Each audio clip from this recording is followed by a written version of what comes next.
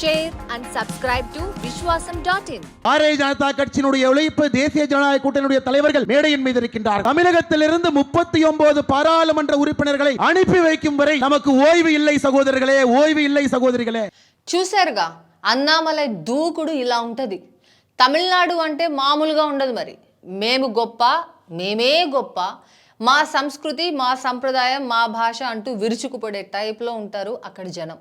అందుకే అక్కడ జాతీయ పార్టీలు జెండా ఎగరేయలేక ఇబ్బందులు పడుతూ ఉంటాయి. గత 50 ఏళ్లుగా ఇదే సినిమా. కామరాజ్ నాడా జమానా తర్వాత కాంగ్రెస్ కరిగిపోయింది. అన్నాదురై వారసత్వంగా కరుణానిధి బలపడితే డిఎంకే నుంచి ఎంజీఆర్ అన్నాడీఎంకేను పుట్టించిన తరువాత అయితే వాళ్ళు లేకపోతే వీళ్ళు అన్నట్టుగా అయిపోయింది అక్కడ రాజకీయం. ఇప్పుడు మాత్రం జయ మరణంతో శూన్యం ఏర్పడింది. కొత్త పార్టీకి స్పేస్ దొరికింది. కొత్తగా హీరో విజయ్ పార్టీ పెట్టినా అది కూడా దళిత ద్రవిడ భావజాలం కలిపి ఉన్నట్టుగా కనిపిస్తున్న పార్టీనే. అంటే డిఎంకేకి విజయ్ దెబ్బ కొట్టే అవకాశం కనిపిస్తోంది. ఇంకో పక్కన ఆస్తికవాదం అంటే దేవుడు, బ్రాహ్మణిజం ఇలాంటి భావజాలాలను ఆకర్షించిన జయలలిత ఇప్పుడు లేరు కాబట్టి ఆ స్లాట్ ఖాళీగా ఉంది. అందుకే అన్నామలై ఇప్పుడు తమిళనాడులో బీజేపీ జెండా ఎగరేస్తా అంటున్నాడు. ఉత్సాహాన్ని పెంచుతున్నాడు. సబ్జెక్టు, ఎమోషన్ కలిపి దంచుతున్నాడు. ఇదే ఊపు చూసి మన తెలంగాణ ఎక్స్ గవర్నర్ తమిళసై కూడా రాజీనామా చేసి మరీ రాజకీయంలోకి దూకేశారు. ఇంతకీ అన్నామలై స్టైల్ ఎలా ఉంటుందో తెలుసా? కుప్పుస్వామి అన్నామలై ఐపీఎస్ ఆఫీసర్గా పనిచేస్తూ 35 ఏళ్లు దాటకుండానే వీఆర్ఎస్ తీసుకొని రాజకీయాల్లోకి ప్రవేశించిన నాయకుడు. ఏ సబ్జెక్టు మీదైనా అనర్గళంగా మాట్లాడే తీరు, భారతీయత, హిందుత్వ లాంటి సబ్జెక్ట్స్ మీద వాదన వినిపించే పంథా ఆకట్టుకుంటాయి. తమిళనాడు పాలిటిక్స్లో రైజింగ్ స్టార్గా కనిపిస్తున్నాడు అన్నామలై. ఎంత రైజింగ్ స్టార్ కాకపోతే బీజేపీ భవిష్యత్ ప్రణాళికల్లో అన్నామలైని హీరోగా ఎంచుకుంటుంది చెప్పండి.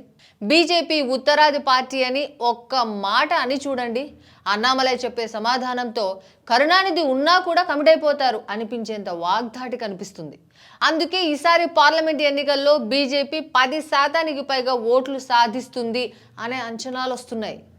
అదే కనుక జరిగితే మరో 2 ఏళ్లలో జరిగే అసెంబ్లీ ఎన్నికల్లో బీజేపీ స్టాలిన్ను సవాల్ చేసినా ఆశ్చర్యం అక్కర్లేదు. అన్నామలై లాంటోడు తెలుగు రాష్ట్రాల్లో ఎవరున్నారు అనేది ఇప్పుడు పాయింట్.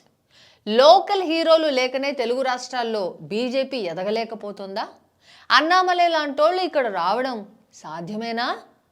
తమిళనాడు అంటే పూర్తిగా మేము తమిళం, మా సంప్రదాయం గొప్ప అనే పంథాలో నడిచే ప్రాంతం. అదే తెలంగాణ అయితే నేరేటివ్ అంటే దృష్టికోణం వేరే ఉంటుంది. భావోద్వేగం, స్వచ్ఛంగా ఉండడం, అదేలేండి స్వచ్ఛంగా ఉన్నట్టుగా కనిపించడం, మాటకారితనం కావాలి. ఇలాంటివి ఉంటే జనం నాయకుడిగా యాక్సెప్ట్ చేస్తారు. దానికి తోడు బీజేపీ మార్క్ ఎజెండా తోడు అయితే తెలంగాణలో జెండా ఎగిరేయడం పెద్ద కష్టమైన పనేమి కాదు.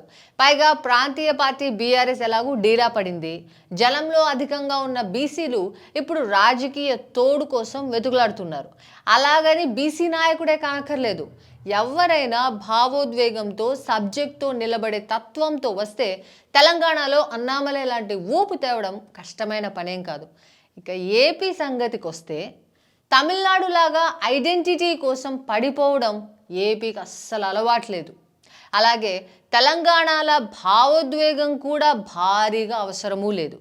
మనకేంటి, ఆహా మనకేంటి అనేది చెప్పగలిగితే దానికి తోడు బీజేపీ ఉంటే మీకు ఎంత లాభమో అనే యాంగిల్ కనుక జోడిస్తే ఏపీలో కూడా బీజేపీ ఎదగడానికి పెద్ద అడ్డంకులేమీ ఉండకపోవచ్చు. మరి తమిళనాడులో ఆశలు పెరిగాయి నిజమే. అదే ఆశలు రాజకీయంగా కూడా నిజమైతే తెలుగు రాష్ట్రాల మీద కూడా బీజేపీ గట్టిగా దృష్టి పెట్టే అవకాశం ఉంటుంది.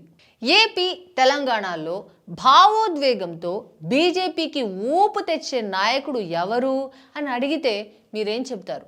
ఆ లీడర్ పేరేంటో నాతో చెప్పండి. Do comment. Like, share and subscribe to Vishwasam.in.